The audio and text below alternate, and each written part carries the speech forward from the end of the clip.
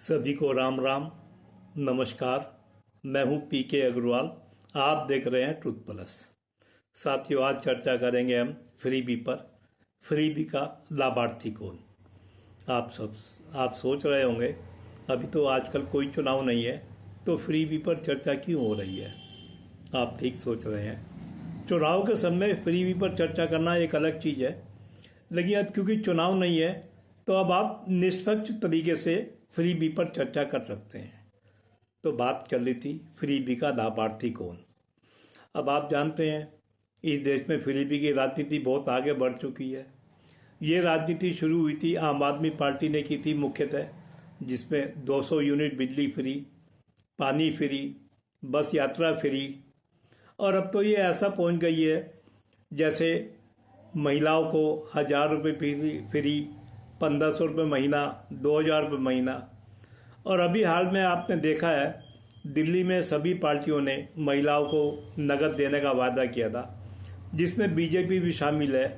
BJP ने भी, जो कि फ्रीबी की समर्थक नहीं मानी जाती, उसने भी दिल्ली में महिलाओं को 2,500 रुपये प्रति महीना देने का वादा किया है।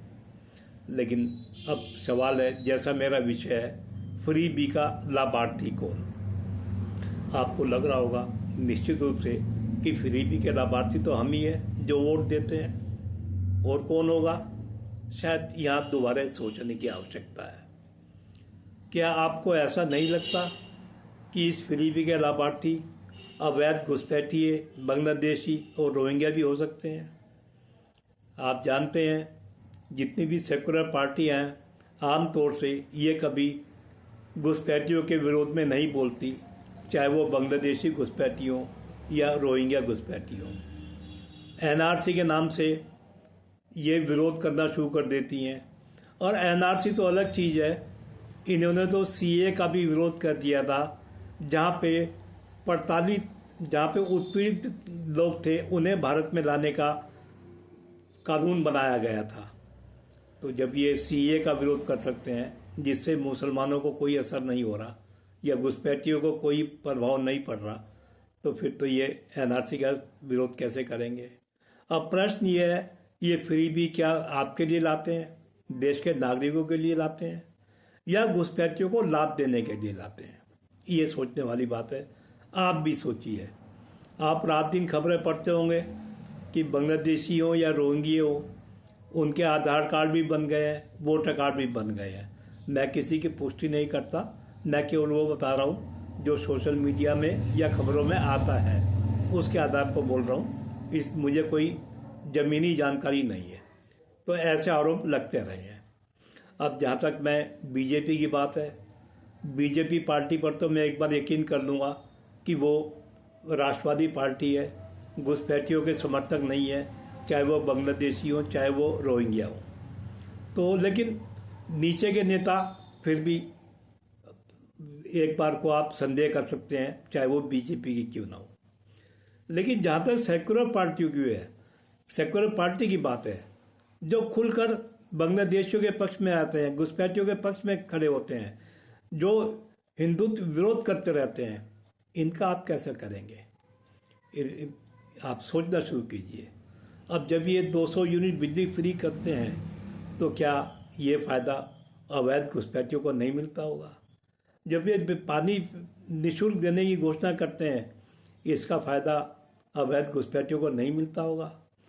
फ्री बस यात्रा, क्या उसमें आप पहचान सकते हैं कौन अवैध घुसपैठी है कौन नहीं। कारण हमें आपको पता ही नहीं होता कि सरकार की फ्रीबी के लाभार्थी हैं कौन।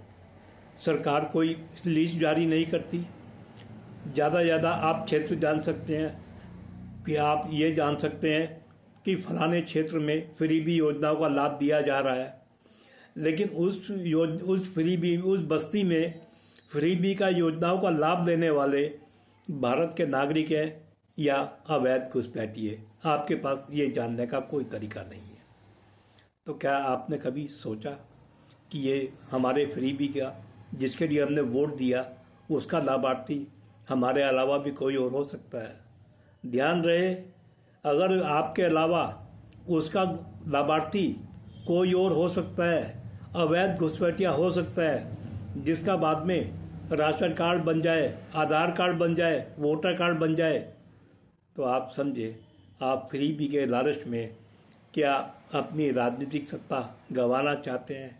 राजनीति, लोकतंत्र ये वोटों से चलता है, वोट संख्या बल से चलता है, और संख्या बल जब तक आपके पक्ष में है आप अपनी सरकारें बना सकते हैं, जब तक भारतीयों के पक्ष में भारतीय अपनी सरकारी बना सकते हैं। लेकिन जब यही संख्या बल घुसपैठियों के पक्ष में आ जाएगा, या दूसरे शब्दों में मैं कहूँ, भारत में जो पार्टियां हैं जो आमतौर से जिनमें हिंदू विरोधी राजनीति करते हैं, जो भारत विरोधी राजनीति करते हैं, जब ये संख्या बल उनके पक्ष में आ जाएगा, तब आप कल्पना करें आप सरकार नहीं बना पाएंगे अपनी, तब किसका राज होगा ये सोचें। यानी जो आप फ्रीबी के चक्कर में सरकारें ला रहे हैं, वास्तव में वो फ्रीबी आने वाले समय में आपको, आपके देश को, आपके राज्य को कहाँ ले जा रहा है, अपना भविष्य आपका कहाँ जा रहा है, इस बारे में ज़रूर कल्पना करें, सोचें। वीडियो पसंद आए तो वीडियो को लाइक करें, शेयर करें, चैनल को सब्सक्राइब करें। धन्यवाद। फिर मिलते हैं अगले वीडियो में।